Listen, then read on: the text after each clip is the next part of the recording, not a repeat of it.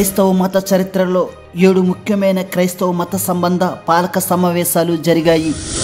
అందులో మొట్టమొదటి కౌన్సిల్ అనగా మొట్టమొదటి క్రైస్తవ పాలక సమావేశం. మొదటిది ద ఫస్ట్ కౌన్సిల్ ఆఫ్ నేసియా, ఇది క్రీస్తు శకం 325లో జరిగింది. రెండవది the first council of Constantinople, క్రీస్తు శకం 381లో జరిగింది. మూడవది ద కౌన్సిల్ ఆఫ్ ఎఫీసస్, క్రీస్తు శకం 431లో జరిగింది. నాలుగవది ద కౌన్సిల్ ఆఫ్ చాల్సిడాన్, క్రీస్తు శకం 451లో జరిగింది. ఐదవది the second council of Constantinople, క్రీస్తు శకం 553లో జరిగింది. ఆరవది the third council of Constantinople, క్రీస్తు శకం 680లో జరిగింది. ఏడవది ద సెకండ్ కౌన్సిల్ ఆఫ్ నేసియా, క్రీస్తు శకం 787లో జరిగింది. ఇవే కాకుండా క్యాథలిక్ చర్చిలో క్రైస్తవ పాలక సమావేశాలు 14 జరిగాయి. ఇవి క్రీస్తు శకం 869 నుండి క్రీస్తు శకం 1965 మధ్య కాలంలో జరిగాయి. అలాగే ఈస్టర్న్ ఆర్థోడాక్స్ చర్చి ద్వారా 6 క్రైస్తవ పాలక సమావేశాలు జరిగాయి. ఇవి క్రీస్తు శకం 692 నుండి క్రీస్తు శకం 1872 మధ్య కాలంలో జరిగాయి.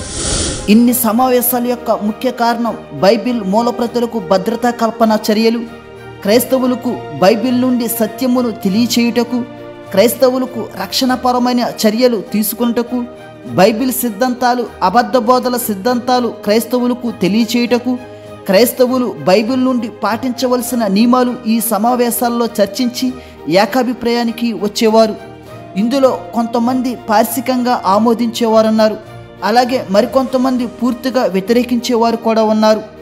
ఏది ఏమైనా భూమి మీద క్రైస్తవుల బాగు కొరకు ఏర్పాటు చేసిన ఈ సమావేశాల్లో మొట్టమొదటి కౌన్సిల్ ఆఫ్ నేసియా గురించి ఇప్పుడు తెలుసుకుందాం.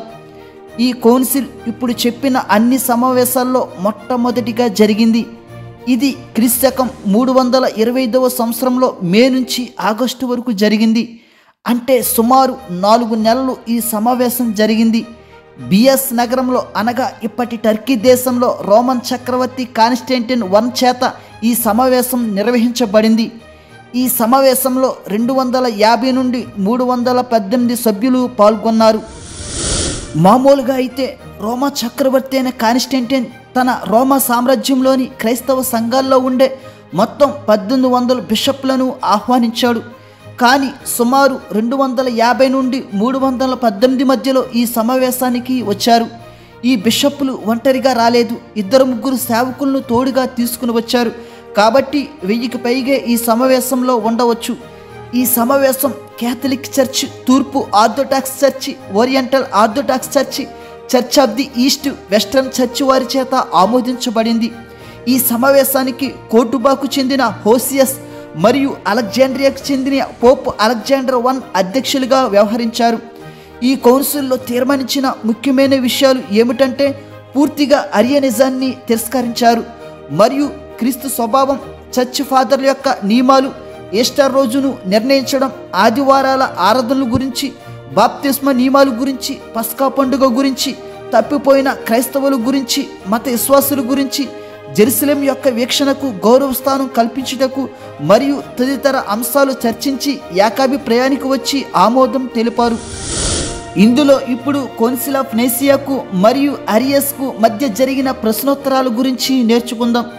ముందుగా అరియస్ ఎవరో తెలుసుకుందాం. ఈ అరియస్ ఒక బిషప్. క్రీస్తు శకం 256లో పుట్టి 336లో టర్కీ దేశంలో మరణించాడు. అరియనిజంకు ఆద్యుడు. అరియస్ యేసుక్రీస్తును దేవునిగా అంగీకరించకుండా తండ్రి దేవుని ఆధిపత్యం కోసం పూర్తిగా వాదించేవాడు. అందులో భాగంగానే కౌన్సిల్ ఆఫ్ నేసియా ముందు వాదించిన ప్రశ్నలేమిటో ఇప్పుడు తెలుసుకుందాం. అందులో మొదటి వాదన ఏమిటంటే యేసుక్రీస్తు సృష్టింపబడ్డాడని అరియస్ వాదించాడు. అప్పుడు కౌన్సిల్ ఆఫ్ నేసియా ఈ విధంగా సమాధానమిచ్చింది: యేసుక్రీస్తు పుట్టాడు గాని సృష్టింపబడలేదు, అందుకే తండ్రి యేసుక్రీస్తును తన కుమారుడు అన్నాడు అని సమాధానమిచ్చింది. అప్పుడు ఈ సమాధానాన్ని బట్టి అరియస్ మరొక ప్రశ్న సంధించాడు. అది ఏమిటంటే యేసుక్రీస్తు శూన్యం నుండి లేదా వేరొక దాని నుండి సృష్టింపబడ్డాడని అరియస్ వాదించాడు. అప్పుడు కౌన్సిల్ ఆఫ్ నేసియా ఈ విధంగా సమాధానమిచ్చింది: యేసుక్రీస్తు తండ్రి యొక్క పదార్థం నుండి అనగా సారం నుండి పుట్టాడని గట్టిగా సమాధానమిచ్చింది. అలాగే అరియస్ అందించిన మరొక ప్రశ్న ఏమిటంటే, కుమారుడు తండ్రి నుండి సృష్టింపబడిన జీవి అని, అంటే కొన్ని యుగాల కంటే ముందు తండ్రి ఉన్నాడని, తరువాత కుమారుడు సృష్టింపబడ్డాడని, అందుకే కుమారునికి ప్రారంభం ఉంది, తండ్రికి ప్రారంభం లేదు, అందుకే కుమారుడు వచ్చాకే సృష్టి కలిగిందని, తండ్రినే దేవుడు ఇంతకు ముందే శాశ్వతంగా ఉన్నాడని, అందువలన కుమారుడి కంటే తండ్రి యొక్క దైవత్వం గొప్పదని, తండ్రి కింద కుమారుడు ఉన్నాడని యోహాను 14:28, కొలస్సీ 1:15 వంటి లేఖనాలను బట్టి గట్టిగా అరియాస్ వాదించాడు. అప్పుడు కౌన్సిల్ ఆఫ్ నైసియా ఈ విధంగా సమాధానమిచ్చింది, కుమారుని కనడం అనేది శాశ్వతమైన తండ్రి స్వభావం అనే ఆలోచన నుండి ఉద్భవించింది. అందువలన తండ్రి కుమారుడు ఎల్లప్పుడూ శాశ్వతంగా సమానంగా స్థిరంగా కలిసే ఉంటారు. అందువల్ల ఎటువంటి ప్రారంభం లేదు. కుమారునికి ప్రారంభం లేదని, కానీ తండ్రి నుండి శాశ్వతమైన ఉత్పన్నం కలిగి ఉన్నాడని, మరియు తండ్రితో కుమారుడు సహజీవనం కలిగి ఉన్నాడని, కాబట్టి తండ్రితో సమానమని యోహాను 10:30, యోహాను 1:1 లేఖనాలు చూపించి సమాధానమిచ్చింది. ఈ విధంగా the first council of Nicaea అరియనిజంను పూర్తిగా ఈ సమావేశంలో తిరస్కరించింది. అందుకే కౌన్సిల్ ఆఫ్ నైసియా ఏర్పాటు చేసిన కాన్స్టాంటిన్ కాళ్ళ క్రింద అరియస్ ఉన్నట్లుగా మీరు ఫోటోలో చూడవచ్చు. అంటే అరియస్ సిద్ధాంతాలను నైసియా పూర్తిగా తిరస్కరించిందని అర్థం. దేవుడు మిమ్ములను మీ కుటుంబములను దీవించునుగాక. ఆమేన్.